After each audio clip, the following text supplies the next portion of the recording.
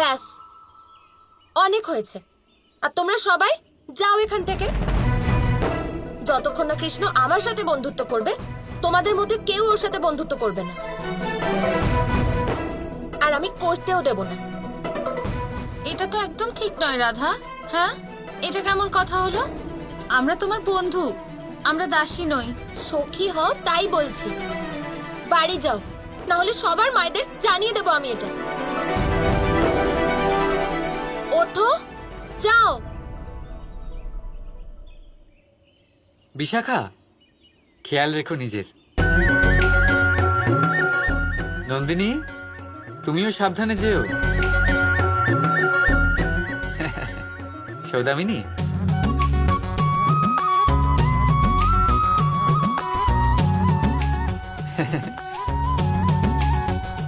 শোনো,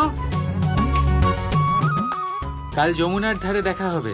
খুব সুন্দর বাগান আছে ওখানে, ঠিক আছে? ঠিক আছে।